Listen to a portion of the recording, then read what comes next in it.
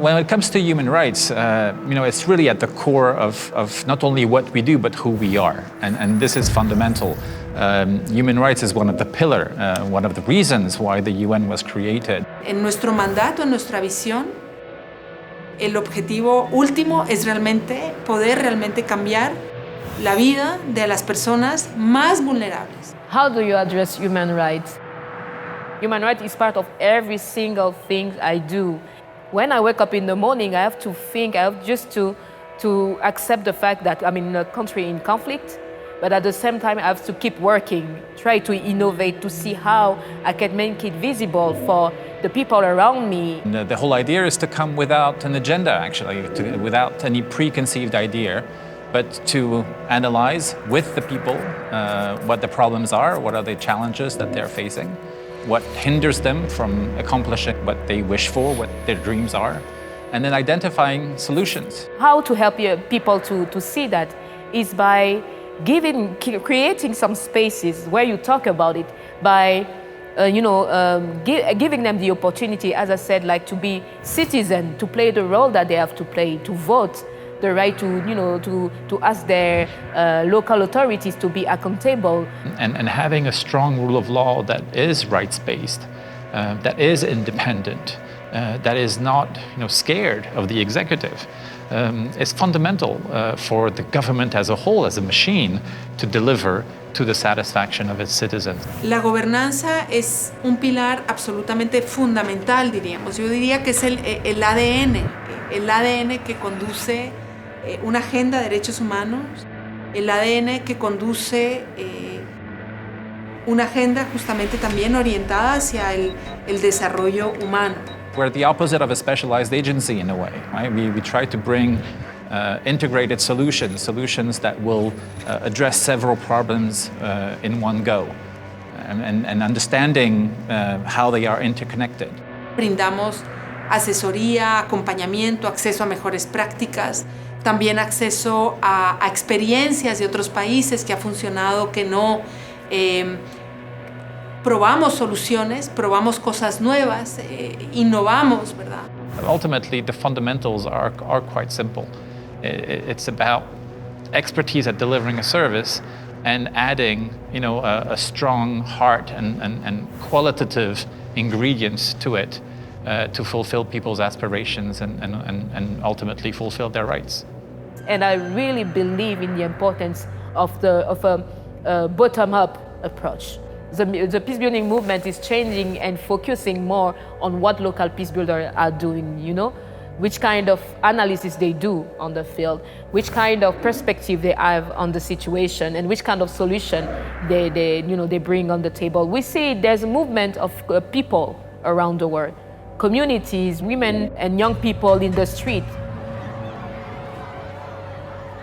fighting also for their rights, but also for the future that they want. Bringing those populations that are usually at the margins, bringing them in the discourse on development solutions for the country, ensuring that they are represented in parliament, ensuring that they have voice in the media, that they are visible in the decision-making process, whether it's at local level or at national level. So it's really it's a 24-hour service, if you wish, right? Promoting human rights and ensuring that what we do is very much rights-based. Yo creo que hoy en día está claro que vivíamos vivíamos y seguimos desafortunadamente viviendo una historia de desigualdad en todas las dimensiones. COVID-19 completely changed the way we understand and we see human rights. Because for the first time, it's not a government, it's not a harm groups, it's not, it's a virus, which completely, push us to re-question the way we live, the way we deal with our authorities, our government, the way we deal with each other. We've seen the rise of inequalities, and they were pre-existing, and we were trying to address them and to make the gap, smaller. Unfortunately, I think the pandemic is pushing us the other way around, meaning that those who had less, they're going to be worse off. They're more vulnerable to this crisis. And I think COVID-19 also, in terms of human rights, alert us on the fact that behind every single houses around the world, women, for instance, are victims of violence.